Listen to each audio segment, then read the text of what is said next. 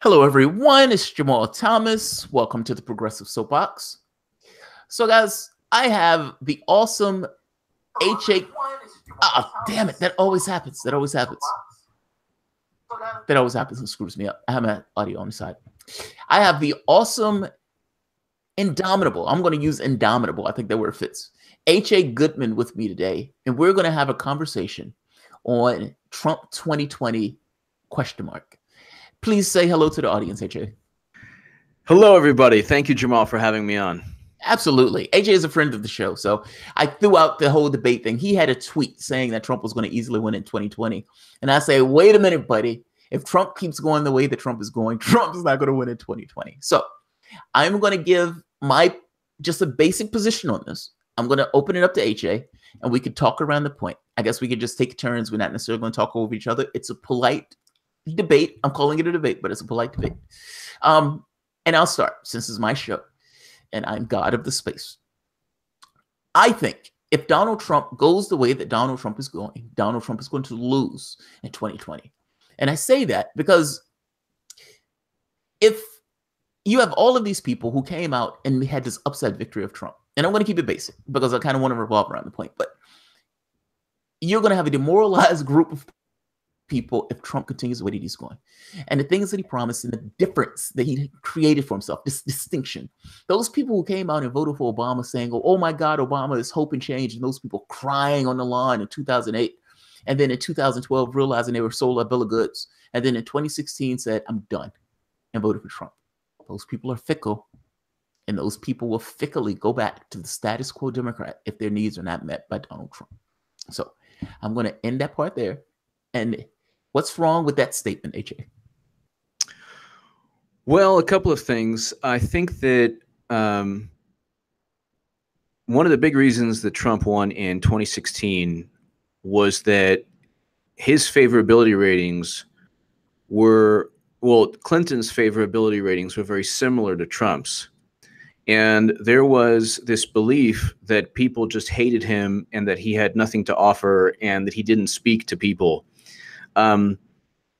If this is indeed a lesser evil paradigm that we're in politics, Trump voters still have the lesser evil compared to, let's say, a Joe Biden or a Democrat that is anointed, because we know that the Democratic Party is still run by the same people who cheated Bernie Sanders. So whether it's cheating or the DNC suing WikiLeaks and Russia or Trump, if the economy continues to do well, if the stock market continues to do well, if he, yes, of course he let down voters by launching missiles at Syria, but at the same token, who is pushing the narrative? It's Democrats. The neoconservatives within the Democratic Party were attacking him just a week before, when he said, oh yeah, I want to pull soldiers out of Syria. Then what a coinkydink, there's a chemical attack in Syria. Gee, what a coincidence. And then he is obligated to then go ahead and do what Democrats and Clinton wanted to do from day one. Clinton was talking about a no-fly zone in Syria. So in terms of policies, like the Republican Party, they were pushing their version of tax reform for a long time. He passed that, so that's big in terms of the establishment. He wants his border wall, and I'm going to officially vote for Trump in 2020. I'll get to that a little later, whenever you'd like me to. But the same people who voted for Trump are going to vote for Trump again. They're not going to not vote for Trump. Just like, for example, Jamarl, I'll give you this. So this is a couple weeks ago. Senate advances bank deregulation bill as Democrats break ranks.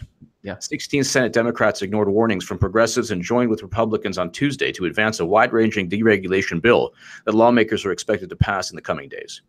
So this was in March. This is Politico. But, you know, Democrats, even when Bernie was cheated, they were bullied into voting Democrat. Or no, I should say progressive. So, I mean, both sides are going to go ahead and disappoint their base. I think that Democrats daily disappoint their base because I mean, Trump, at least in terms of what I like about him, he's still less hawkish than Democrats. And just when you, aside from purely policy goals, because policy wise, generally, I'm still leaning left on a lot of things. But in terms of the James Comeys, the Andrew McCabe's, the FBI, the CIA, this willingness to literally get in bed and hug and hold tight the intelligence community as this, yeah, paragon of moral virtue. I think Democrats have made a deal with the devil, and I think it's very, very, very dangerous for the country. We see it also like with Jimmy Dore getting attacked by CNN. Yeah. So I see all of this coming, and then blaming Russia. They're still blaming Russia. They're trying to impeach Trump, not on policies. If the Democratic Party stood on policies, I mean, can anyone name a congressman or congresswoman in or Democrats, leading Democrats in the Senate or the House who have said, I have this immigration bill, let's further it? They haven't even drafted an immigration bill. They haven't focused on the Voting Rights Amendment Act of 2015, which will be another propaganda spin from MSNBC because the Supreme Court gutted certain provisions in the Voting Rights Act. And so this was John Conyers' bill. So, I mean, what have they done in terms of legislation for Dreamers? What have they done in terms of legislation for Black voters? I'm talking legislation for core constituents. Yeah. And if I hear the rebuttal, well, Republicans are worse. Okay. But Republicans on grandiose issues. That's not my rebuttal, by the way. Oh, no, I know that's not yours. But I'm saying I hear a rebuttal from people. Well, Republicans are worse. Yeah, but the Republicans are not in bed with the intelligence community, which eventually hurts. One of the great speeches of all time was Martin Luther King Jr.'s Beyond Vietnam speech. Yes. Where he taught. Yeah. So you can't have a warlike society who embraces and loves, I mean, reveres the CIA and FBI and NSA, and also take care of citizens. I think that it's just, and we're in perpetual wars. Trump is, in my view, the lesser evil. I think that I'm not even the typical Trump voter, but I can tell you from my channel, Jamarl, I'm very, very happy that I have a great many Trump voters and conservatives, and they are so pumped and psyched for Trump in 2020. So, I mean, if you have the economy still rolling, you don't get into quagmires. Of course, I disagree and I oppose. Alex Jones went off on Trump with, blew a gasket. So if you don't have any major like Libya's or, long protracted quagmires, I think Trump easily wins, because I don't think that Democrats will be able to cheat for somebody, because it's not going to be it's not going to be a primary like a normal primary. It's going to be the same cheating process. I just don't think that they'll get anybody to galvanize votes. So, okay, so fair enough. So there's a few things. So the very first thing has to do with who is the Democrat going to put up? Meaning, let's say, for the sake of argument, they put up the worst candidate. Let's say they put up a Cory Booker, Christian Gillibrand, or somebody like that. So I would grant you that it's not like a Sanders. It's not like a Tulsi Gabbard. It is the worst corporate hack that you can find, and for them to just stand up and say, hey, this person is not Donald Trump, vote for the person. I'll give that part. Here's the thing. You have a lot of people who are freaked out based on the propaganda that takes place. A lot of people don't necessarily know what takes place in regards to politics. They just get the edge end of the politics. So they see, for example, Donald Trump fired his lawyer. Why did Donald Trump fire the attorney general? Why did he fire this person? Why did he fire this person? They don't really look into the details and see why he did it. They just see the end result, saying, oh my God, the president is being investigated, and the president is firing the person who's investigating. Like, they don't see the minutia of it, saying, well, yeah, the president fired that guy because that guy was holding on to stuff that didn't even do an investigation of Hillary Clinton for real, and at the same token is now trying to do an investigation of me. He didn't do a real investigation in the first place. Why am I going to trust them to do that? They don't know that. They don't see that. That's oblivious to them. Let's go to the Trump voter thing. I do think Trump's support is softening. And I think his support is softening for a very specific reason. You had roughly, let's say 10, 15% of the population that went from Obama to Trump. And just to make the point clear, I'm going to share the screen for the moment, because I want you to see how, let's see, right here. Right here. All right. This is one of the counties that went in the landslide for both Trump and Obama, meaning they initially went for Obama in 2012 and then in 2016 they went for Trump. It's this part. When Trump said, "What the hell do you have to lose?" a lot more people heard it than just African Americans, said Pat Murray, a Democrat who worked hard for 29 years to press brake operator in Donaldson and now serves the Howard County Board of Supervisors. Our wages have been stagnant. Our insurance has gone backwards, he told me, citing the union-sponsored health plan surging deductibles. We work 50, 60 hours a week because there's no one to hire. Obama saved us from another Great Depression, but it never really got back to working class, said Murray, who calls himself an anti-Trump as they come, but says Clinton campaign took places like Howard County for granted in November. The average Joe Blow isn't hung up on the stock market. Democrats always said they're going to fight for the working people, but the last elections haven't shown that at all. Here's another one. Here's the counties that flipped. This is what it was in 2012. Look at the devastation in 2020, in 2016. And you can go for each one of these counties.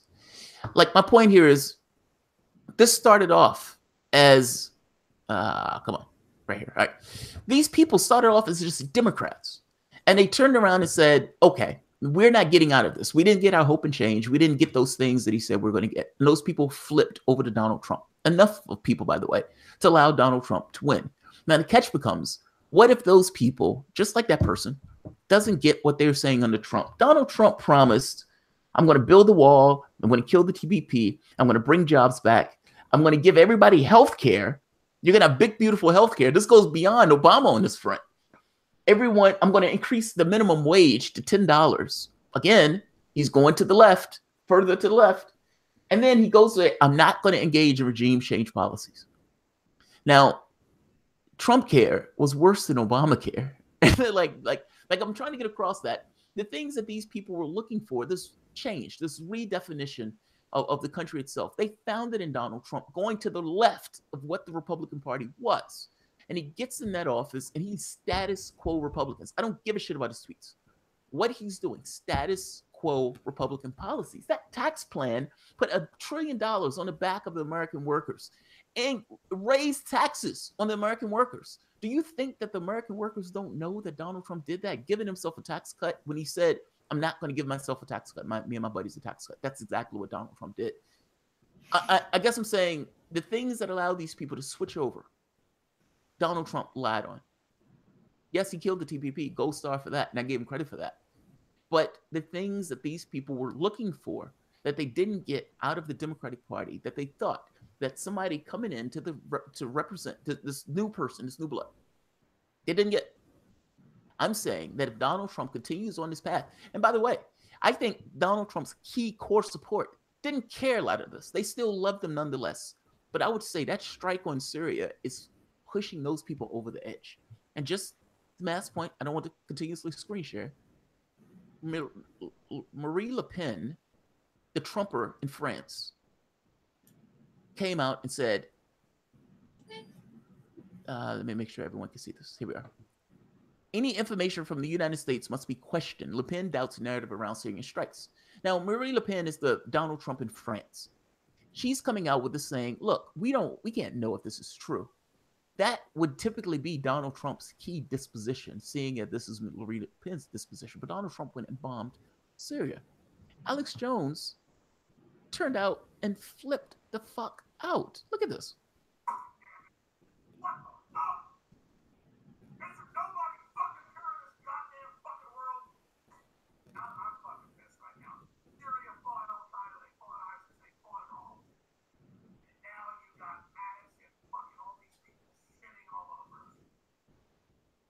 Alex Jones is right, by the way.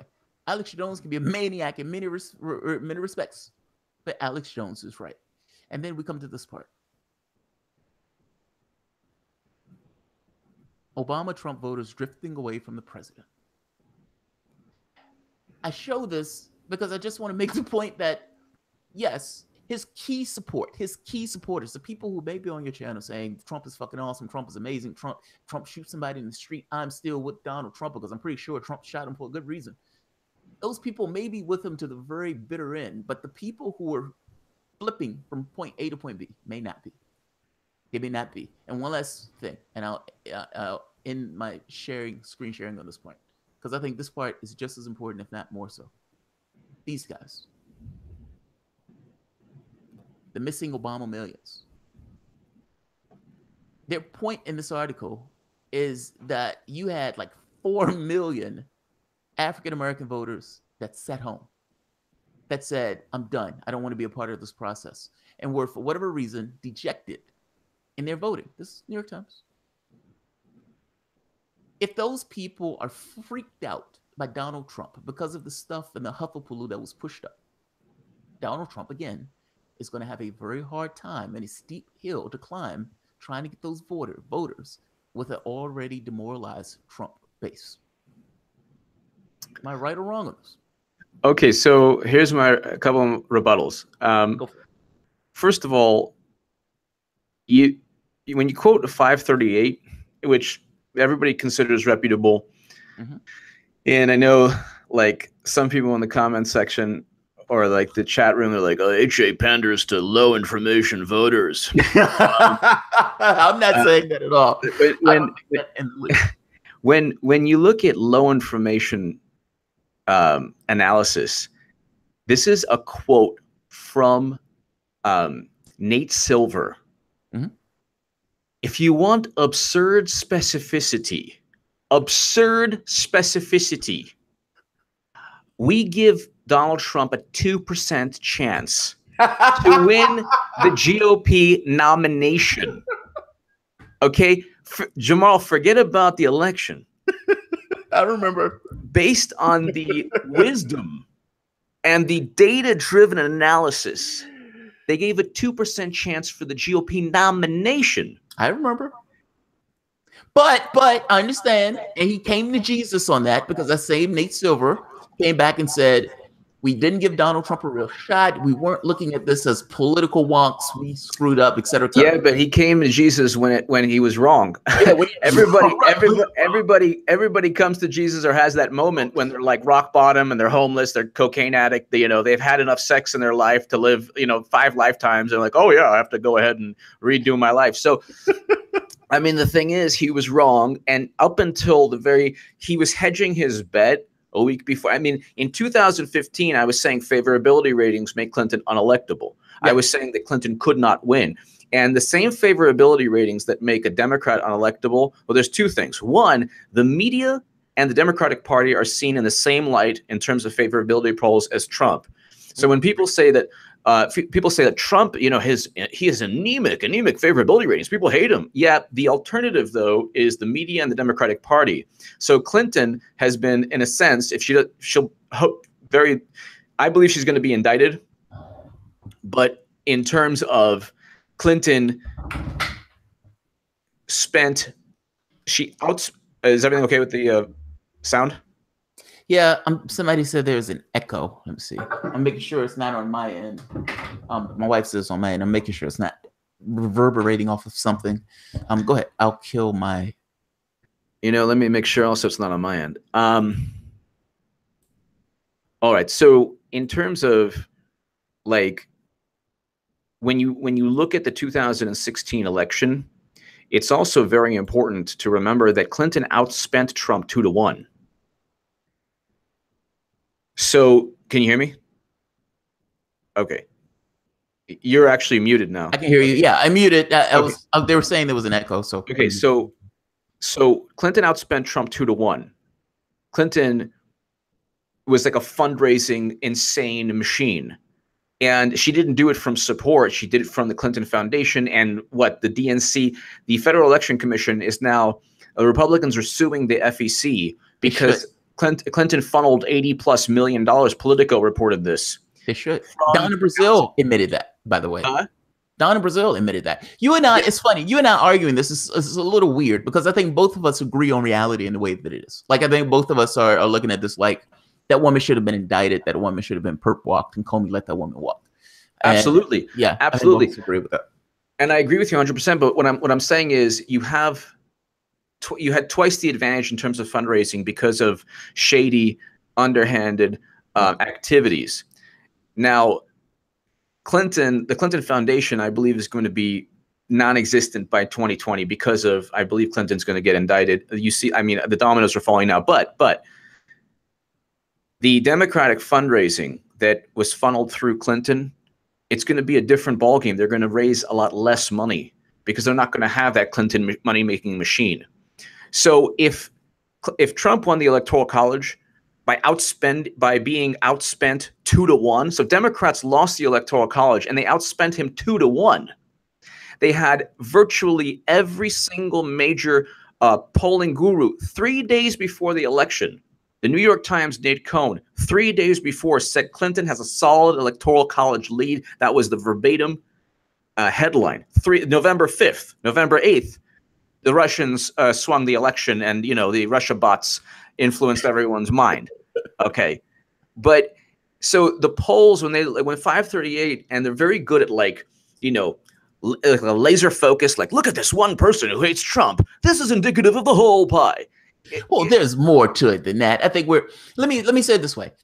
So let's take Nate Silver out of it. Let's take 538 out of it. Would you agree with me that there were millions of Americans that stayed home because they didn't necessarily like Hillary Clinton at the polls? Essentially, they said, I don't have that same thing in me to come out and vote for Clinton as opposed to Obama. And by the same token, that there were a certain percentage of Obama voters that tilted over and went to Donald Trump. Would you agree with me on those 2 points? Sure, but the assumption for Democrats in 2020 is that suddenly these people are going to be really, really inspired by Biden or Kamala Harris or Gillibrand or somebody, and they're going to say, well, this person is so different from Clinton. This person is so inspiring. And I don't see the structure. This is when people look at the Democratic Party, they have I'm not talking about you, but they have blinders on. They don't see that it's still corrupt. It is still an organization that, I mean, Tom Perez is Donna Brazile, is Debbie Wasserman Schultz. It's the same thing. Person. Yeah, they're the same person. They have not accepted that they cheated Bernie. And what's really sad to me is that Bernie hasn't even made any issue about it. So it's almost like this, like if you're at like Thanksgiving and, everyone's at the table and it's like, one of the kids are like, you cheated on mom. Like, it's like, whoa, it's like, this is the biggest thing at the table and no one's talking about. It's the biggest story, but they want to focus on Trump voters. It's really bad. I'm not saying like, I understand your vantage point and you made great points, but for the Democratic Party to say, well, Trump voters are not happy with Trump, from what I see, like not just on my channel, but from what I see actually reading, like I've been published in the Daily Caller and I also read conservative sites, and I see, and I'm part of some Trump groups on Facebook. Like I can see the sentiment is super strong. Democrats don't view how they are perceived by Republicans. Agreed. Democrats, and what they do is they have a media apparatus that bolsters their biases, their assumptions. So the assumption, it's interesting. The assumption is that the Trump voter is demoralized, but the Democratic voter is not demoralized for Senate Democrats voting for a deregulation bill or. No, let me interrupt on that. I agree with you on this. I do think Democratic voters are somewhat demoralized. It depends on the Democratic voter. I think some Democrats are fired up because of Trump. Like, it's not so much part of the reason the Democrats have kept the conversation on Trump. Well, the only thing they wanted to talk about is Trump and Russia. Anything you bring up, they would say, this is taking the conversation off the thing that we really need to talk about. It's because they don't want to talk about them. It's like all of this is geared around Trump, Russia, because we don't want to talk about our own fuck-ups and foibles, so everything needs to be Trump. The catch with that is everything is about Trump.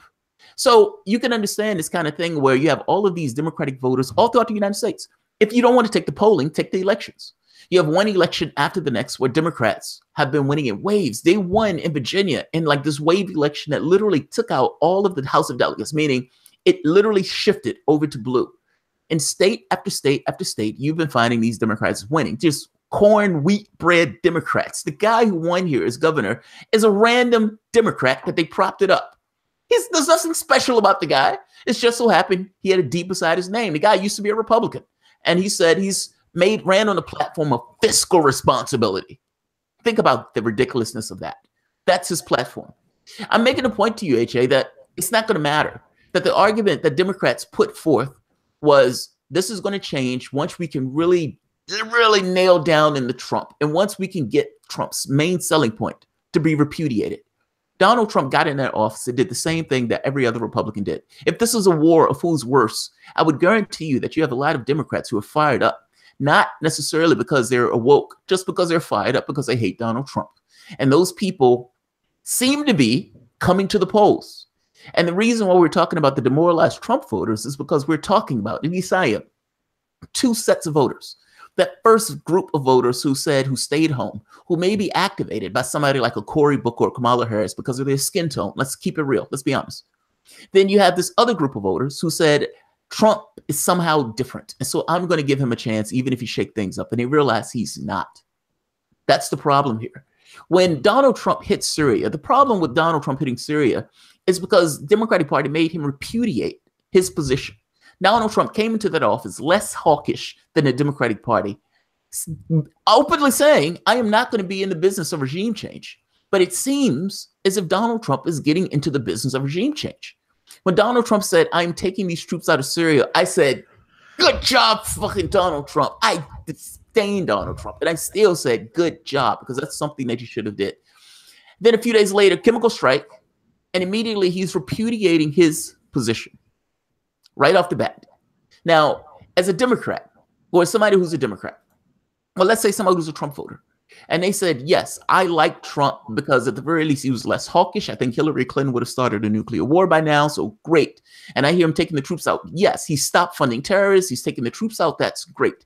And then you find Democrats screaming at the top of their lungs about Trump and Russia. And part of the reason they attacked him on this front is because they wanted to swift vote him. They wanted to hit him on his strongest strength, meaning he's less hawkish than Hillary Clinton. Hillary Clinton is going to get us into a goddamn war.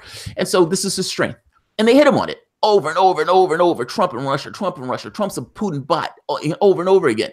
And so now in these situations, anything that he does to be conciliatory towards Russia, it looks weak. Not because it's actually weak, but because that's what they hit him on. My point here is they've made him repudiate his initial stance that was the strongest, or one of the key elements of the people who loved Donald Trump, less hawkish. Regardless of the reason that he's doing this, whether there was a chemical strike or not, it's kind of besides the point. That was not his original position. His original disposition was, I am not into regime change. Now, right off the bat, he's done chemical strikes. He's done strikes twice. And the first time Mattis comes out and says, we don't even know if Syria did it.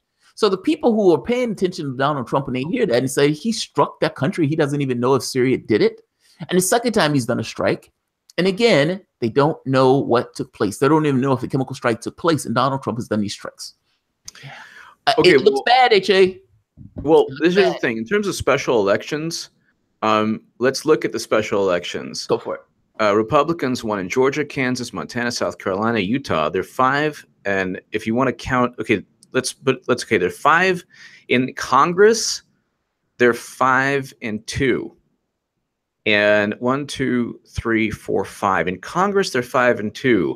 Now let's look at the 2 fantastic wins. They barely beat a pedophile in Alabama, and the guy like rode his horse. He's like, I only dated teens when I was younger, and everybody knew. Ha, ha, ha. And Democrats are like, blue wave, blue wave. It's like, yeah, you beat a pedophile, you freaking morons. So then there's Connor Lamb, who was like, I'm pro-gun. Yep. I go to church. I didn't say he was a good pick. I'm just saying he got in there. I know, but do you know the story behind that is that the incumbent Republican. Do you know the story behind that, Jamarl? No, go for it. The incumbent Republican had an affair. Well, first of all, he was a pro-life, hardcore pro-life Christian conservative. He had an affair with his lover and told his lover to get an abortion. I did hear that part. Yeah, I heard about that part. And then the woman was on Facebook, like, called him out and blew him up and said, like, how dare you? You're pro-life, and why don't you tell everybody about, me having the baby? And by the way, it was like a scare. Like she wasn't pregnant. So he got totally blown up. Okay. Then obviously just the enthusiasm sapped. Yeah. So right. You have one guy in Alabama, when that seat's going to go, that'll go red also. So the Democrats are not going to win the Senate. even like because there's too many Democrats up, and then you have. So let me ask you. So, do you challenge the idea that the Democrats may take the House and the Senate? Because that is the Senate they're not going to take. The Senate they're not going to take. But what the about the polls House? also, the House they could take, but the polls started at like 15, and now they're like around 5 to 7. They're starting to go down, right? They're going down. And the thing is, like my question, and this is the question that I had, and I was right on in 2015, 2016. If you have the Washington Post, the New York Times, CNN, MSNBC, pretty much most of YouTube, or a lot of YouTube, big channels, you have pretty much every media pundit out there, and your polls are still going down. And no, Trump's look, HA, I agree with you on this part. No. What I'm trying to say, I'm not trying to, because we both agree the Democratic Party is like corrupt and stuff. Absolutely hard. They have no value system. I think my thing is, will there be enough? I guess it boils down to, does propaganda work?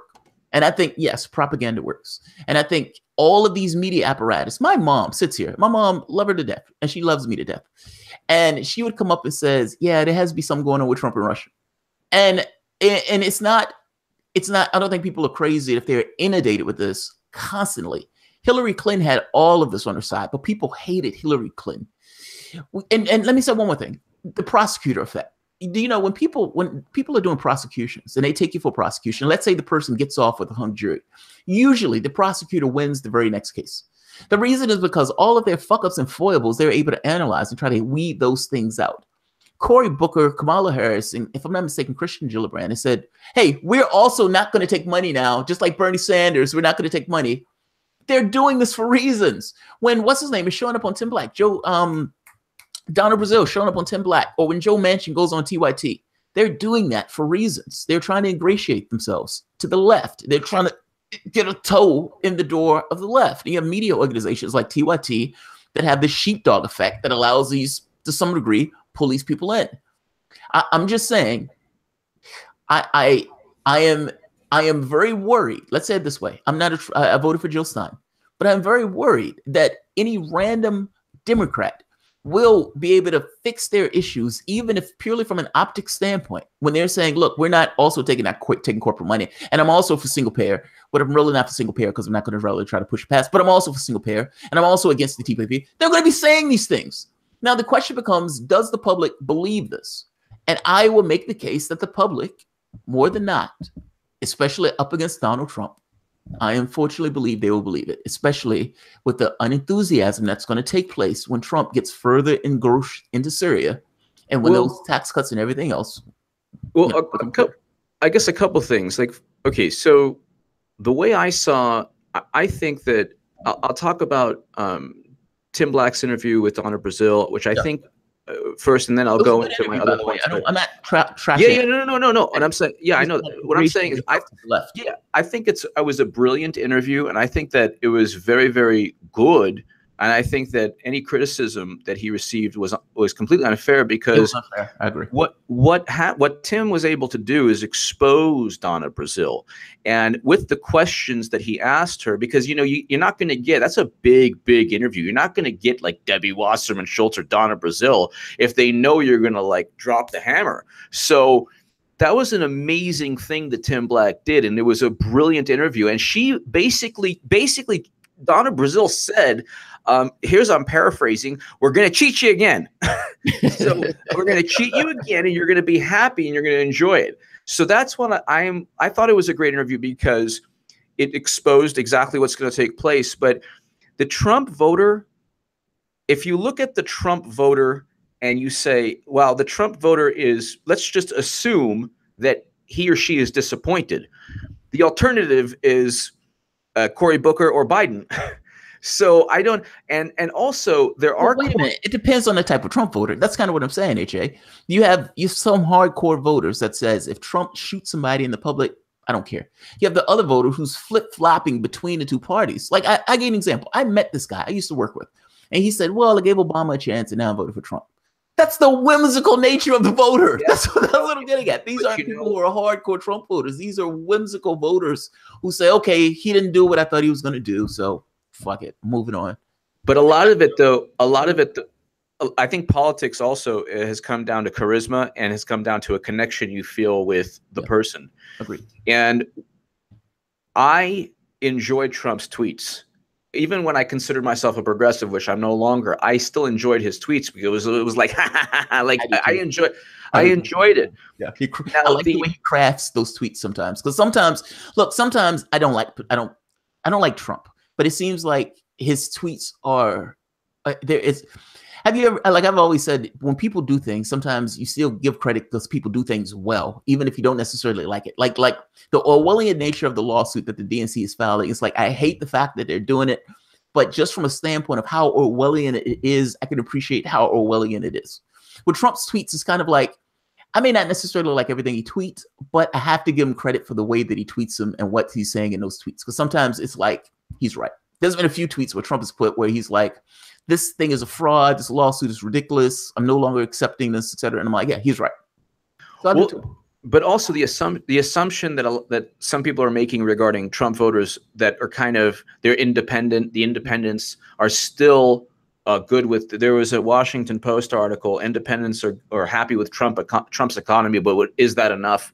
So like the independents are independent because they're not aligned with any specific propaganda from either side. Yeah. Trump did very well with independents.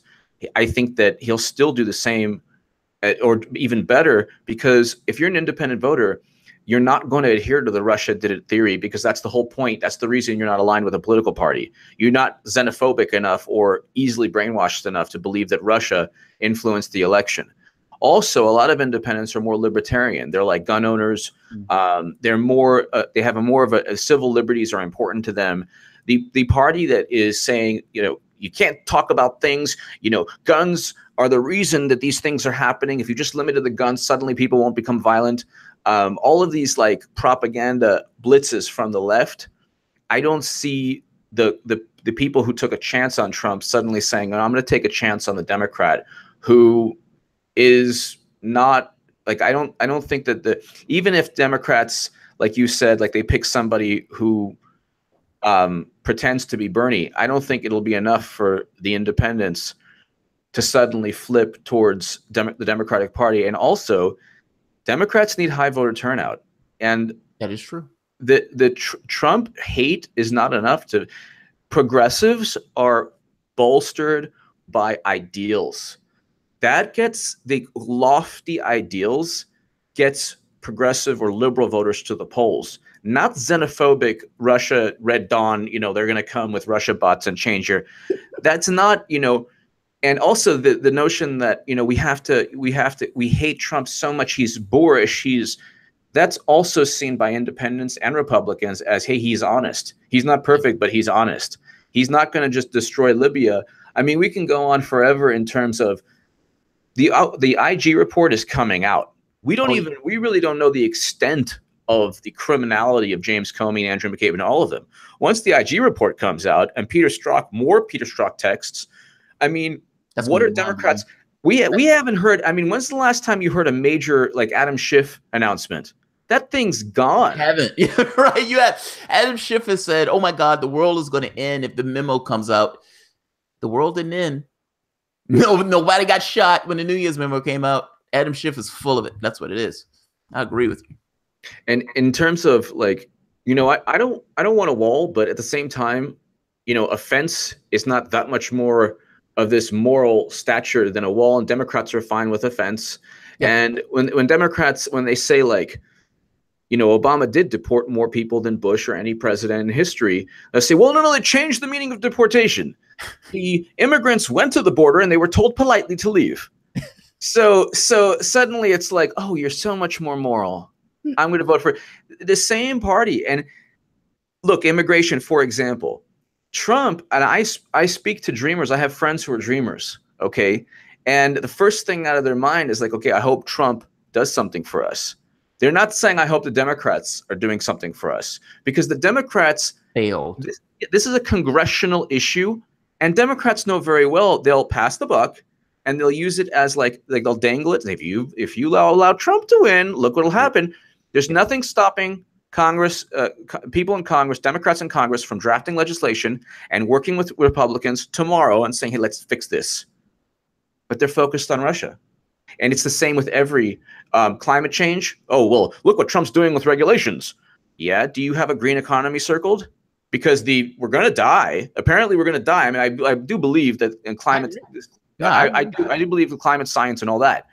But if the rhetoric and the science shows we're going to die, there's an asteroid that's going to hit the planet. Is regulation going to save us, or actual paradigm shift? So the Democrats are like, well, you know, we'll slowly lurch towards that goal, whereas Trump was there. And you know, what was like the equivalent of 5 or 8 Keystone pipelines under Obama, fracking. So, I mean, they're failures. I agree with you. They're failures. The great thing about Bernie, and this is what saddens me so much and why I'm no longer a progressive, is that he did stand for bold ideas.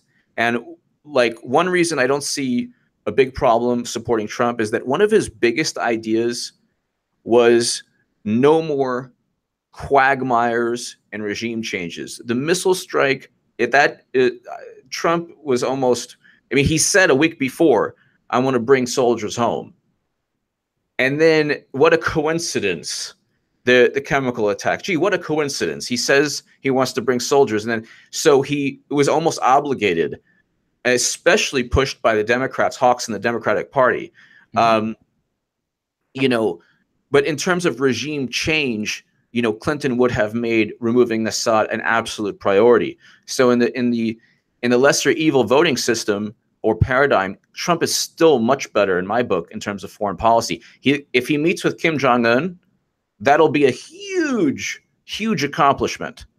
And to be fair, if Obama met with Kim Jong-un, he would have deserved the Nobel Peace Prize. That would have been something that would have been fantastic, and he would have been on every cover. Look what Obama is doing. He's meeting with Kim Jong-un. This has never taken place before. With Trump, like, CNN's so petulant. They're like, he'll probably rustle him. He'll probably just mess it up. Yeah, they've given up all objectivity. It's like CNN, that trashy network, has given up all objectivity just to attack Trump. I mean, when you think of all the things that they got wrong, like one thing after the next, they would have to retract the story. For one of the, I remember one of the things, they missed the date. It's like something as simple as just not getting the date right. You all to attack Trump. Objectivity is out the window. You know, I'll explain. There's one great question here, and this is really fair. How does one go from Bernie to Trump? Well, here, number one, in terms of regime change and in terms of militancy, Democrats are still far more militant. And Trump was at least willing to say that he was going to bring home soldiers. Then there was Clinton would never even go there. Number two, I must oppose any political party that sues WikiLeaks. This is insane. So stupid. Like, I mean, so here's the thing. Everything that you say with the condemnation of Democrats, we agree. You've said nothing on this channel that I disagree with from the standpoint of how your disposition towards Democrats. You're right. They're vacant. They're soulless. The whole reason for the Russia stuff is because they don't want to deal with the issues affecting themselves. This issue gets more in line with whether or not you believe that people would be useful idiots and go to the polls and vote for that random Democrat over Trump. I think that's what it boils down to. And yeah, but wait a second. When you use the phrase useful idiots, who are you describing? I'm describing those voters, Democrats, who go to the polls and vote for the Democrat thinking that something is going to take place or something is going to change other than status quo. That's what I mean. You know, I agree. I agree. The Democratic voter. I like, these guys are in a fucking bubble. It's like you talk to them and they have this Rachel Maddow effect that what they're saying, that like they're actually, for instance, there's some times where you would talk to a Hillary Clinton voter and they're acting as if Hillary Clinton is going to do anything other than status quo. And you're like, what bubble or what world are you in that you believe that this is going to be true? So I agree with you on that. Completely, wholeheartedly agree with you on that. The question becomes, like you say, it's a battle. They're wrestling for the worst. Who's worse? And in this, fight for the worst or fight for the least worst, that's where you're going to end up coming out. I'll go as far as to say it is a good thing to meet with Kim Jong-un. Like, if that happens, that'll be a huge thing. Rachel Maddow attacked that, by the way. Think about that. It's unbelievable. I'll also say, in terms of like, when you hear the steel CEOs talk about the tariff, I understand the rebuttals to that. But when the steel CEOs talk about, you don't want the special alloys that make the F-22s to come from other countries. We only have like a couple of places in the country, or one place that can only make the special alloy steel frames for fighter jets, and that's at risk now. I mean, that is a strategic industry, and I actually think it's a good thing. The tariffs were good regarding that. Obviously tariffs.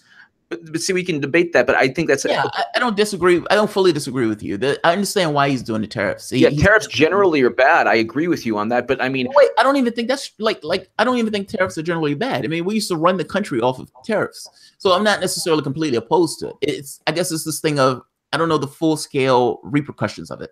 It's possible that other products are going to increase in cost because of the tariffs that were made. That's not necessarily a horrible thing if they've created jobs. Like if you have this thing, one of the things showed a steel mill that's going to reopen based on the tariffs that Donald Trump did because they need to supply those tariffs.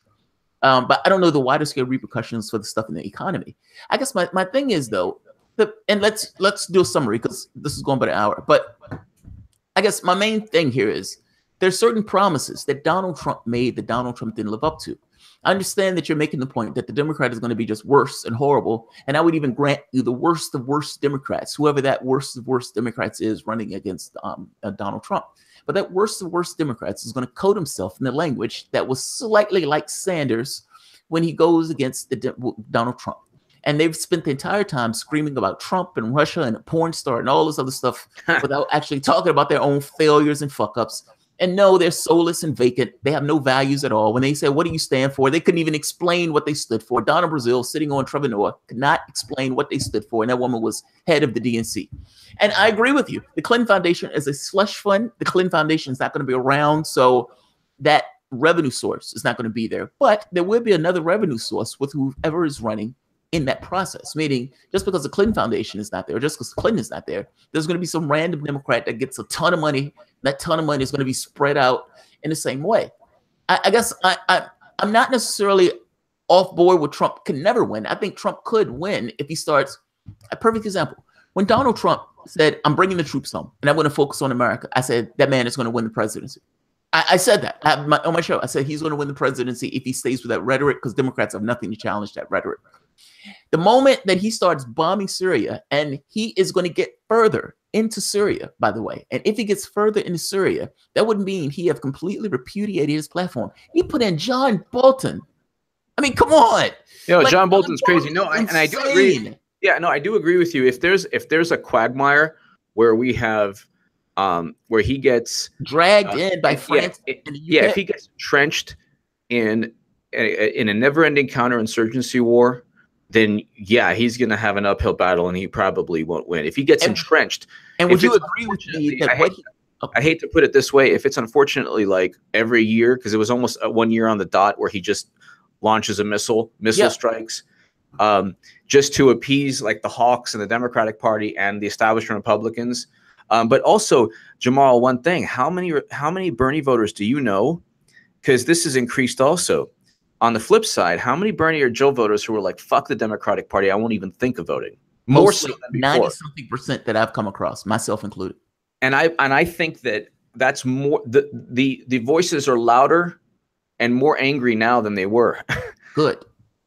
I'm saying like those people, there's a lot of people who perhaps also voted Democrat who are like, never again. Oh, I see what you mean. It's not, I see your point. It's not just how many Trump voters are not necessarily going to be on board for this. There's also this thing of how many Democratic voters who used to vote Democrat who are now in my camp saying, fuck that. I'm done. And there's a lot of people also who are like, like I'm going to join the NRA. And I was never joining the NRA. I'm joining the NRA. And I was not going to join the NRA, and I was not going to vote for Trump, and I was not going to do a lot of things. But now, because when you sue WikiLeaks, that's it. I blow a fucking gasket. And so they're suing Russia. They're suing Trump. They're going to sue God. They're going to sue puppies and baby seals, and they're going to sue everything good. And this whole thing was stormy on a side note. Yeah. And this is my I'm going out on a limb. Nothing to do with any data or stats. when you focus the average American male, the average, it doesn't matter skin color, doesn't matter whatever. The average, I'm not saying that it's not, the average American male, when you constantly say Trump had sex with this hot blonde, they're like, yeah, so what? Yeah, I said the same. You know, it's funny. When they came out with Trump had sex with a porn star, I was like, okay, good for Trump. I thought good for Trump. I was like, hell yeah, good for Trump. I would imagine he was curious. I'm talking to Stormy Daniels. This woman is a porn star. I might have seen this woman do her thing, and he might have said, wow, I want to bang a porn star. Yes, I want Donald Trump. I want to bang a porn star. Now, I listen to that. I don't like Donald Trump, but I say, good for Donald Trump. It's like, how much poverty is there in the United States? Like, I immediately moved to something that's an actual issue. Like, I understand why the media does this, because it's like, it's salacious. It's, oh my God, the president had sex with a porn star. Focus on this thing that doesn't in any way get you to something different than your current life. So this is a weird conversation between us, because I think the overwhelming majority of this, like most of the stuff that we will say out of our mouth, we would probably agree. I think we come into a division of sorts on whether or not those factors end up with Trump in the White House or Trump. But I know we're wrapping it up, but notice how you did pivot to poverty. Yeah, notice how you because did. That's what's important, as opposed to. But notice how you went to an issue important for liberals, and Trump goes to undocumented immigrants, an issue important to conservatives. So he's talking about tariffs. He's talking that are for middle American voters. They're willing to pay. It's $100 more per car. They're willing to go ahead and do that. He's talking about undocumented immigrants, which I disagree with him on. But there's a rational discussion. You don't have to be this racist, enabler. There's a rational discussion about enforcing borders, which I disagree with Trump on the wall. But there's a rational discussion. He's the rational Republicans who are saying, yeah, let's the wall will prevent a flow of drugs. Even if you disagree with them, there's a logical. So he's pivoting towards issues every now and then when he's not telling Comey to F off. Okay, so he does go ahead and he's hitting those issues. Democrats are not hitting any issue other than look what Trump is doing to DACA. Look what Trump is. Well, what are you doing for? So whereas you, and this is why your channel is growing. I mean, you're going to be at 100,000 soon. I mean, you have great content and you have a great voice. But see, you don't focus on, oh my God, Stormy, oh my God, Russia. Trump, he does, gets combative, but he hits the core issues of the Republican Party. Democrats do not hit the core issues, and they're relying on Stephen Colbert, and they're relying on Jimmy Kimmel, and it's not enough. Yeah, it's not enough. Yeah, and can I tell you how much I love Roseanne Barr? I love her. I love her because you know what? Here is, and this is another reason I can't stand Democrats, and they must be obliterated peacefully and politically. Agreed. A sitcom that's cherished, a show that's cherished by people like I'm in, 41, okay? A person who grew up in the 80s and 90s or like early 90s, we love the Roseanne show. Yeah. So now it's the same show, and they still gave a voice to Clinton supporters, but it's not enough. It's not utter frothing at the mouth hatred, so it's a big problem. It's like Democrats are extremists without a value system. They don't even pivot towards specific things. They're like, well, you shouldn't have said that. You shouldn't have done this. He had sex with Stormy. Russia, nothing to do with policies. There's a reason for that. And the reason for that is kind of what I think I'm getting at and what I'm concerned about. They're making the assumption. Nancy Pelosi said it immediately after they lost. She said, they'll come back to us, that they'll see what's taking place in that office and they'll come back. They're making this assumption that we don't have to change. That we don't have to change anything about us. We can have this level of brinksmanship of saying we're going to continue to take money. Because understand their scenario. They've based their system on taking the same money from plutocrats that Republicans take, with the extra caveat of we're supposed to be the lefties of the bunch, meaning we're supposed to believe in climate change and all this other stuff. But those things go against our donors and our backers. So we can't really talk about poverty in the way we talked about poverty. Honestly, if the Democrats really wanted to attack Donald Trump, they would say, That tax bill is putting $1 trillion on your backs. And these guys are in the bank for the plutocrats. And Donald Trump said this, and we need to fight the plutocrats. They can't have this conversation about class. They tried to, and they were shut up by Klobuchar. What is it? Klobuchar, the plutocrat who said, if you don't bring up class, I'm not going to give you any money. The problem here is the issue of they have a philosophical responsibility to deal with issues supposedly from the left, while at the exact same token taking money from plutocrats who are antagonistic towards the issues that are addressed by the left. So now, how do you handle that scenario? You still need votes from these people. These people are supposed to be the left. How do you get those votes? You get those votes by not talking about anything dealing with the left, and you try to put it all on Donald Trump, just like they did in the election, with one caveat being that this time Trump has been in that office. They've been able to paint him as a particular thing. They've been able to motivate certain Democratic sections of the population. And when the election comes, the question becomes, is it enough? And I have to be honest, I've made one caveat, only one caveat. If Trump continues the way that he's going, if Donald Trump changes his direction and says, America first, fuck all this stuff abroad, I'm not getting his regime changed, then I agree with you. You're probably going to be more right than not. If Donald Trump continues in this particular direction, where he's failing on one promise after the next, yes, he built a wall. I don't really care about the wall. I don't care if he wastes time on the wall. Trans-Pacific Partnership, again, good. Bringing back jobs. No, he's not. He's a Republican. He doesn't have the skills to bring back jobs in this country. So that's also going to be a failure. I won't benefit from the policy. That's magnificently untrue. He is going to magnificently benefit. Everybody's not going to have health care. You're trying to make people have worse health care. He didn't increase the minimum wage. He didn't even try. And they may go after Social Security, Medicare. I guess I'm trying to get across to you that this is going to be a problem for him. Because he is saying things that he did not necessarily live up to. And he came across as just a regular Republican when he asked people, what do you have to lose? Give me your but the checklist that you just checked off is rational and logical, but also viewed from a progressive perspective. You can also, if it's a conservative, hell yeah, the tax cuts, and the conservatives will go on and give their. But they don't like tax cuts for billionaires, though. Like, if you talk to the regular person, they're cool. They're cool with it because they're not cool with tax cuts. When you ask even conservatives and you ask them, what do you think should happen? They would even say raise taxes on the rich, not cut their taxes. Well, but this certainly not raise their taxes. Donald Trump raised their taxes, HA. Yeah, but the establishment Republicans have been working on that tax legislation for a long, long, long time. What's his name? The guy, the famous, he's pretty well known. He's like, and Donald Trump signed his name on it, HA. That's what I'm getting at. He signed his name to raise the taxes of the people. Yeah, but Grover Norquist. Oh God, that guy. Yeah. Norquist. I mean, he's like, he's the epitome of the pulse of the Republican Party on tax issues, and he was like, I love this. I bet he does, because it raises taxes. It lowers taxes. I'm not gonna. But what I'm saying, I'm not going to debate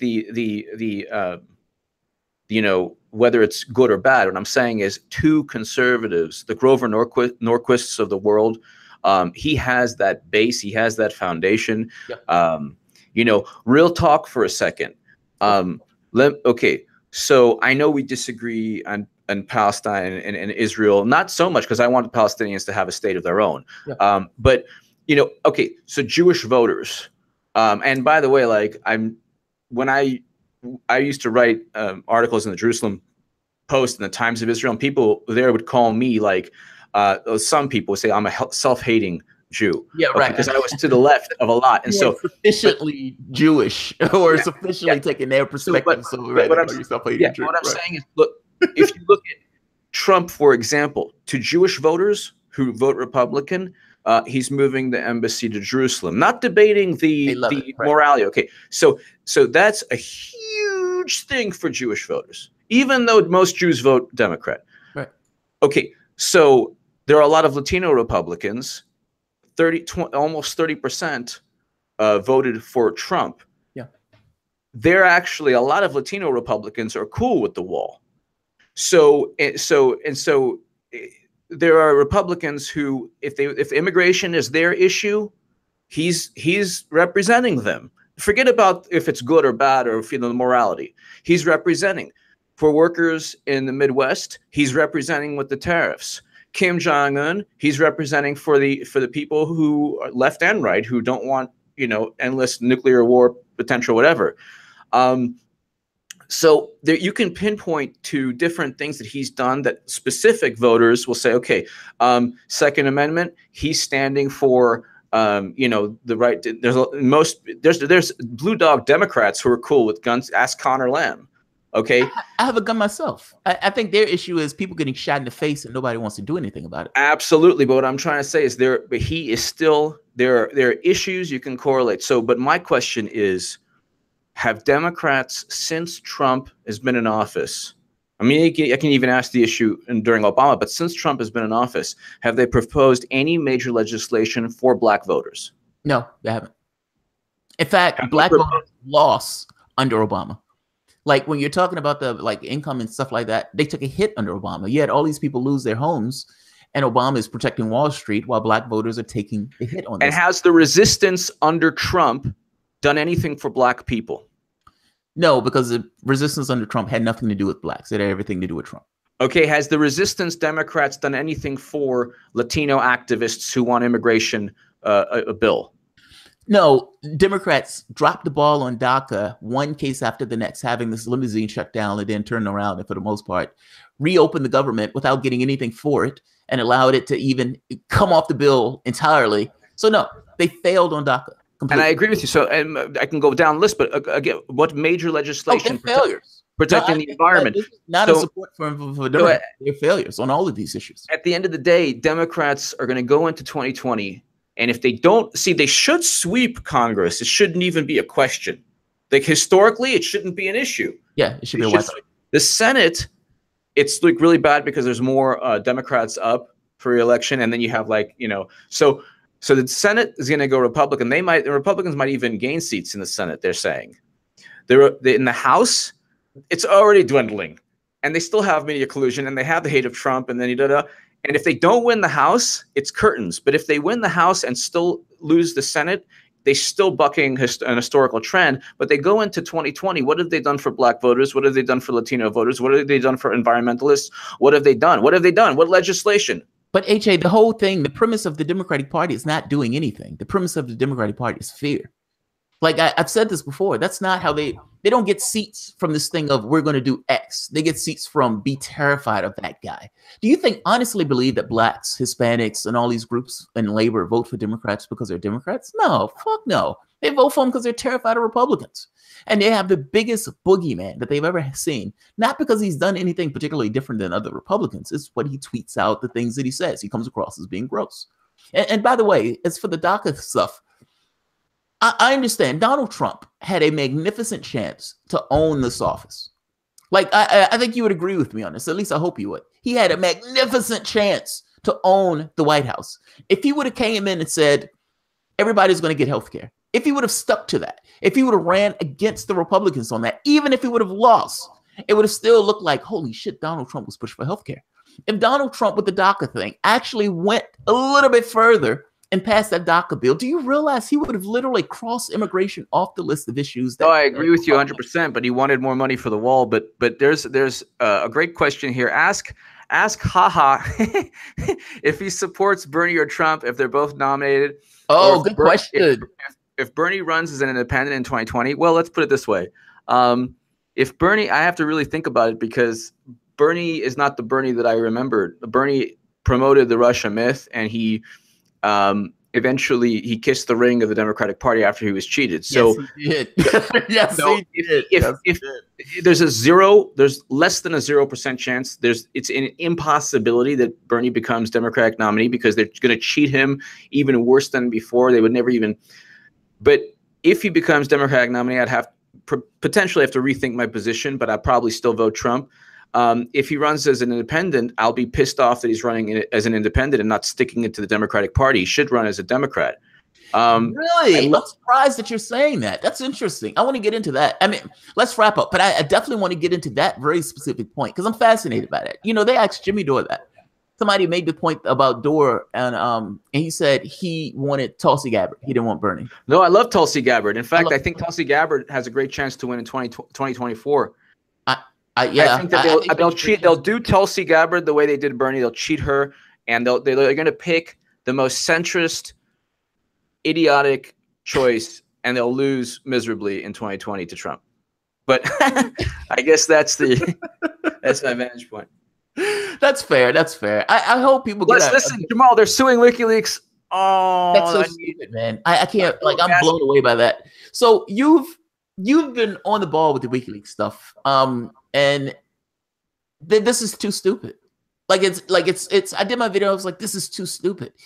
Bernie said if WikiLeaks put out information, if people use that information, and that information was a benefit to those people who were making a decision in that polling, the very fact that they used that information in their vote making process meant that that information was valuable and necessary. Much of the information that was leaked showed Hillary Clinton cheating. The Democratic Party cheating Bernie Sanders, but also that the Clinton Foundation was a slush fund. Like this is, and they turn around and say, look, we understand we were cheating. We understand this is a slush fund. We understand Hillary Clinton was essentially skirting campaign finance laws, but fuck all. We are going to double down and we're going to sue the organization and reveal our vacant insanity. That's amazing, man. I'll just leave you with this, okay? Last thought, okay? There's this. Wait, I want one more thought after that. Your Sanders thing, like Trump over Sanders, or choosing somebody else over Sanders because Sanders bent down and this had jello spine. Yeah, during the Cuban Revolution, when Castro was going to win, there was somebody. There's like a revolutionary fighter or citizen, like who was fighting on behalf of Castro in Cuba, yeah.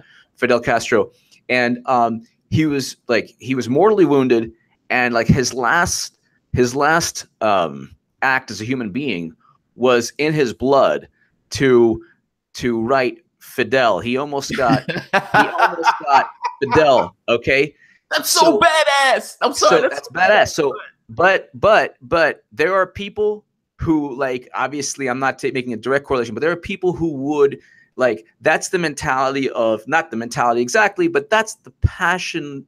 You could say Bernie's movement was passionate. Yes. It was strong. Yes, I love that. All Bernie had to do was simply remove himself. Didn't have to endorse Clinton. And I don't care what he signed. If he signed something for the DNC, fuck them. They cheated him, so that's fuck right. them. That's and right. So, but he kissed the ring, and he then took it with the whole FBI thing that they're trying to hurt Jane Sanders. What did he get for it? They went after him. They're still blaming him. Yep. The movement is completely obliterated. There's infighting, and everyone's going to move towards the Democratic Party again, because they know. Look, what's the precedent? The precedent is if they cheat somebody, you're expected to swallow it and then vote for the Democratic Party again. All he could have done, all he needed to do was this: very simply, respectfully said, I'm going to decline from endorsing anyone. I'm just going to, you cheated me. I'm just going to go walk off into the sunset. It would have been a collusion of the media. They would not have attacked him. They would have said, it's not happening. Everything's fine. We don't even need him. They blame Bernie and Jill anyway. This is part of the whole Russian thing. Like, Russia wanted Bernie. Even still, he played ball with them. And the Democratic Party, all they care about, and this is why I had a problem with, like, the notion that you can go ahead and revamp the Democrats from within. Yeah. They only care about force. They only care about force, and they only care about threats, like meaning threatening their political power. If you don't threaten their political power, they don't care about you. And not only that, if you play ball with them, they'll still hurt you. They'll still hit you. They hit them anyway. So, and I just think that, I love Bernie as a human being, and I would never, I would never cap on him or insult him or, I love him as a human being. He's a great human being. I think that he did a disservice to the country by acquiescing to the Democratic Party, because now there's no clear divide between Bernie Sanders, and there's a clear divide in terms of maybe, their value system, but Bernie and Pelosi will always vote Democrat no matter what. Yeah. So, yeah, I feel you on that. I like the image. It's funny. Words are so slippery, man. It's hard. Like, they never really quite get across what you're trying to say, and so you're always stuck with this thing of trying to indirectly hitting whatever you're trying to say using allegories or similes or metaphors. I love the metaphor of, on his dying breath, writing his name in blood, Bernie. This is my dying vote. Oh, I love that. Yeah, but what I'm saying, that person doesn't exist anymore. Man, I love that. I love that. Yeah. I think the person exists. I think the person exists in a different context. Like, there's no such thing as a person outside of some kind of thing. There's nobody existing in a void. Bernie Sanders was Bernie Sanders in that election because he had the capacity to run against the DNC, and he didn't have any belief that he was going to win that primary. And so as he's running, he can run full-throated and say whatever he wants to say because who gives a shit? He's not going to win. Once he bore teeth and it was like, oh my God, this guy has the potential to win, well, now you're in a different ballgame. And at that point, it's Bernie Sanders on stage screaming at Hillary Clinton, talking about, what's his name said, I'm dangerous. Well, damn right, I'm dangerous. But that guy is still there. The only difference is that guy has a collar around him. He had his body dragged in front of him. One guy said HA exposed as a Trump supporter. I'm proudly stating I'm a Trump supporter. That's hilarious. Yeah, it's not exposed. He's saying I think Trump is going to win. Like, I'm proudly stating it. Exposed. Believe me, I'm not embarrassed. I'm very happy. But anyway, I was exposed. I exposed myself. I am voting for Trump in 2020. He's like, oh, he's exposed. No, he's not exposed. He's saying it. He's saying it. Look, I think Bernie Sanders still exists, man. I think what takes place is Bernie Sanders is running, knows that he has to run in the DNC if he's running. And he knows that he needs to toe a particular line if he stands to have any chance of winning. Now, you would say that he has no chance of winning because they're going to cheat him again. But in Sanders' head, if you step into Sanders' head for the moment, and he thinks, my only chance of winning is I have to get some of these hillbots and I need to get some of these other maniacs to actually say, okay, for me, if I have any chance of winning at all. And so I think he's there. He's collared. Now, you can say whatever you want to say about that part, with the whole thing of what is Bernie Sanders when Bernie Sanders is collared. I think he's collared. I think they have his balls in a vice. I think wants to be I think he wants to run in the Democratic Party. I don't think he's going to run as an independent. I think he wants to run as a Democrat. And I think he understands that if I'm running as a Democrat, there's certain things that I can't say or do if I need to get their support. That's what I think. So every so often you'll see flashes of that same Bernie Sanders when he comes out and maybe attacks Trump, or he comes out and says something about the banking regulation or something like that. But for all intents and purposes, he's not going to support Tim Canova because Tim Canova is running as an independent. And Tim Canova has said bad things about the Democratic Party and his challenge what he considered to be Democratic Party cheating. Well, Bernie Sanders, who supported Tim Canova, no longer supports Tim Canova after Tim Canova comes out with that. Does that have anything to do with the fact that Sanders was cheated and didn't say anything about cheating, but Tim Canova is saying something about it? I don't know. But I do know it seems like Bernie Sanders is collared. That's what it sounds like. Now, what does that mean for 2020? Oh, man. Like my feeling is if Bernie Sanders ran again in 2020, Bernie Sanders would get my vote easily. I would prefer Tulsi Gabbard, but I would vote for Bernie Sanders enthusiastically. And let me ask you this. Do you think that those people who were there in march form, soldiers form, love the guy, like you said, write his name in blood on their dying breath? Those guys. Do you think those guys would still come out the woodwork if Bernie Sanders ran again in 2020? And beyond that, do you think Bernie Sanders will beat Donald Trump? I don't think that. I think that because Bernie Sanders supported the Democratic Party, supported the Russian hacking nonsense. Is there feedback? I don't think so. I don't. I think that because Bernie was cheated and didn't fight back and just simply endorsed Clinton, Democrats still lost, and then they still hate Bernie because like Joy Reid still blames Bernie and Jill Stein, and that woman is ridiculous. But she's very, very influential, and like everybody who is influential within the Democratic Party. I mean, we're talking.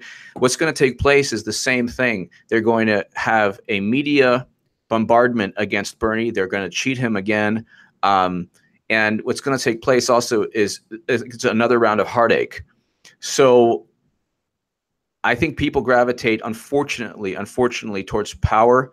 And had Bernie exercised his power in 2016 by simply refusing to endorse people who did him wrong and cheated him, I think that his movement would be solid. I would not be a Trump supporter now. I would be hardcore Bernie because I was Bernie or bust, and I voted for Jill Stein in large part because, well, she was against regime change, a whole bunch of things, but she actually invited Bernie to go ahead and say, hey, join me. Had Bernie done something like that, it would have been amazing. His movement would have been super strong. But now you have the recreational Bernie supporters. I liked Bernie, but I voted for Clinton. And so I don't see him winning. I don't think that. I don't think that he'd win. And if Bernie won the Democratic Party nomination, he would not be the same person. And because he would not be the same person, he couldn't beat Trump. What? Okay, all right. I don't think that Bernie could beat Trump. That one. They explain. Okay, so you think? Okay, fair enough. So you think because he would be somehow tarnished? Because look, you're not the only person. Nick Piranha has said something like this, that he's tarnished based on his association. Like in the same way that because the thing is, like, you can't. The whole point of Bernie is that you don't listen to punk music because you like Barry Manilow. You don't listen to. You're not a punk rocker who also is a Barry Manilow. You know what I mean? Like the whole point of Bernie Sanders is to completely change the system. When that bird flew down, I would cry tears. You know who ate that bird? Hillary Clinton. She fucking Debbie Wasserman Schultz tried to shoot it, and Clinton just grabbed it, ate the bird live whole. And like she Alice lied Cooper. about it, by the way. After she said she ate it, she lied about it. There was a feather. Like, how do you eat the bird? There's like feathers in her mouth. So, like the cat, I didn't do it. Yeah, but see, so I don't see Bernie as. Because then Trump's going to be like, yeah, they fucked you over, and you're not the same person. You're a liar. What are you going to do? And Bernie's what's Bernie going to say? Well, I'm not a liar. I'm going to go ahead and do all the things that I planned on doing, and then parentheses, as long as Democrats allow me, because they allowed me to win and they didn't cheat me again.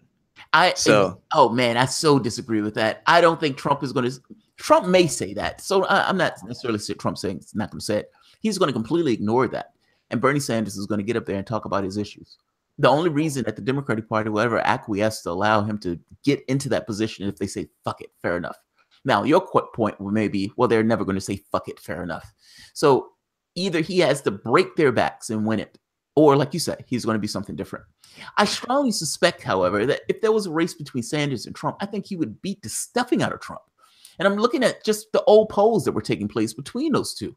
It was like by 10, 12 point difference between those two, whereas with Donald Trump and Hillary Clinton, like prior to kissing the ring. That's true. That is prior to kissing the ring. But I guess I'm saying, if he runs the similar, if not same platform that he ran before of this idea of transformation.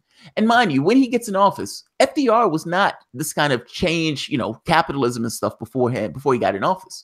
They called him a traitor to his class because they said this guy, we thought this guy was something else. They actually tried to have a coup and try to get him out that office. Yeah, but Bernie then has to explain what democratic socialism is, and he didn't explain it enough correctly to people. He didn't explain that that democratic socialism is not socialism in the manner that people think.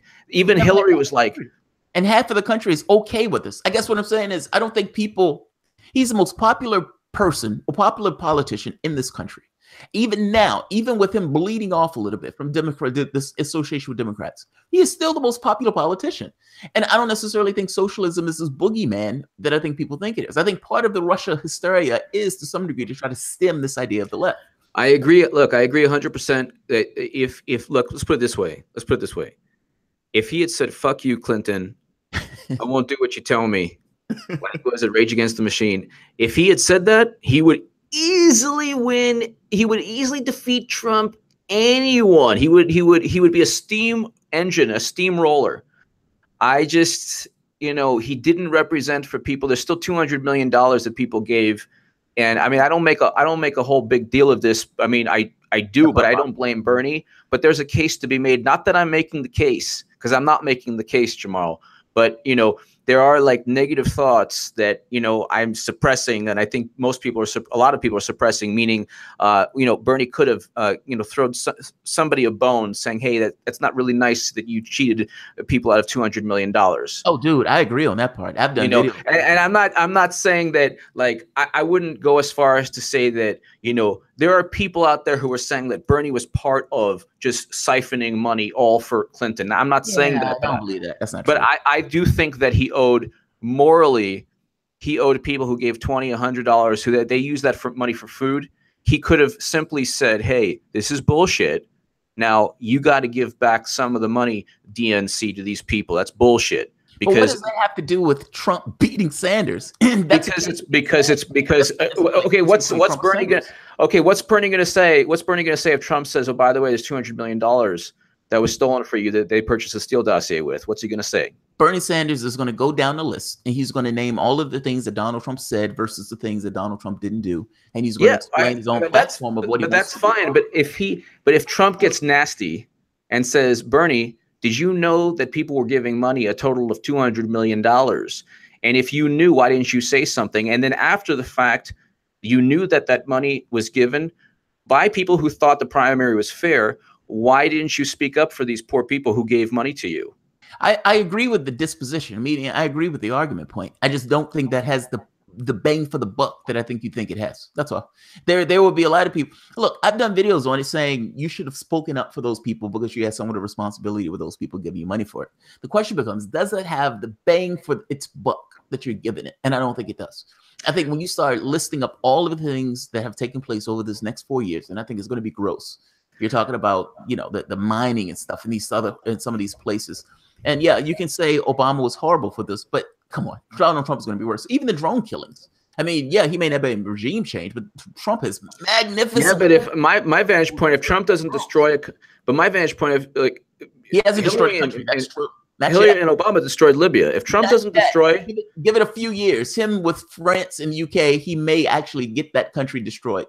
So I agree with you on that point. He hasn't destroyed the country, and for all the proclamation, you know, all the things that Democrats say on this front, you're right.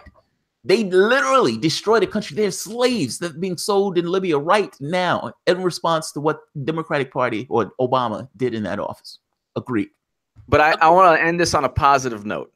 All of this has been positive. All of this. So it's been all positive. It's been actually a really fun. It's been a really fun conversation with you. I had like a blast. Absolutely. I'll just say this. In an alternate universe, Bernie 2016, prior to him kissing the ring, God damn it, he beats anybody. So. Fair enough. Fair enough. Man, thank you for coming on. This has been awesome. I was just going to try to keep it an hour, and I think it went way, way over an hour. But I appreciate you coming on, HA. You've always been a friend to the show, and I thank you very much, man. Jamarl, I listen to you. You do tremendous work. And dude, your channel is going to be at 100,000 in like a blink of an eye. And just keep on doing what you're doing. You're awesome, man. Thank you, man. All right, guys. I appreciate everyone for showing. We had a damn good crowd today. So I'm going to end it on this. If you guys enjoy the content, please feel free to share, like, subscribe, and of course, you can always support through Patreon. And all of these people who gave something for Super Cash, I don't know how to find you guys. But I have seen you, and I thank you very much. I'm trying to see if I can scroll. Wait. All right. So Wesley Walker Jr., you're more like Toad from the X-Men. I don't know what that was referencing, but that's funny. Let's see if I can get to some of the other ones. I think I saw one for Jim Hayden. There was a longer one saying that I don't like to support people hitting Sanders and not liking people hitting Sanders. I still support Bernie Sanders. And dude, I agree with you on it. I don't like them hitting unfairly. And I kind of feel like this thing of, oh, here we are. All right. So Anthony Allen, HA is progressive. He just has to admit it. He has progressive ideals. Yeah. But in this case, he's against the Democratic Party. And we're stuck in this kind of weird dichotomy between one and the other. He takes the other. Jim Hayden. Thank you, Jim. Wesley Walker. Thank you. Shout out to the good combos here in the chat. Aisha Hollingsworth Thomas, my wife. Thank you, love. I appreciate it. Wesley Walker Jr. laughing my fucking ass off. Danny Knapp.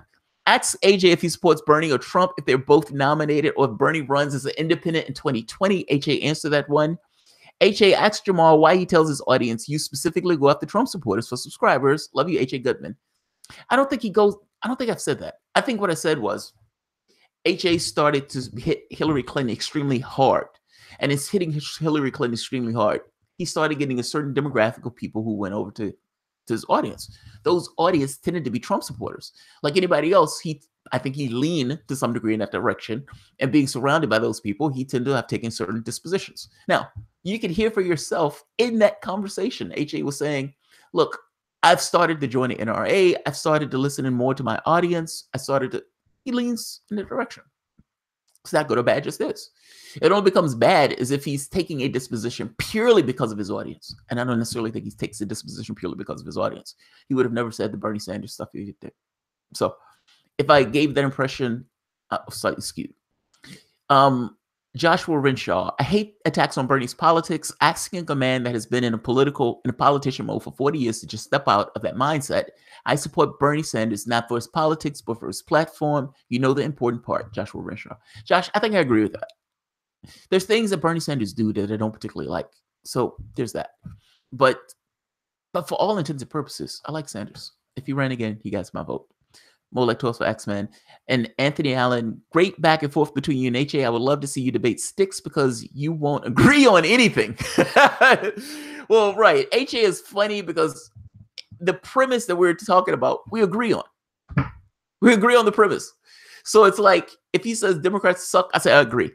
All of those things baked in, I agree. The only thing we disagree on is whether or not Trump will be able to marshal enough of his forces to win. And I suspect that we're going to have in 2 years, one of us, if our shows are still going on, referencing this video. So I'm going to end this here. Guys, thank you guys for showing up. HA, absolutely, man. Thank you for coming on to the show. I appreciate it. Like I said, I always consider HA a friend of the show. Yeah, I'll end it here. All right, guys. You have a good night. See you tomorrow.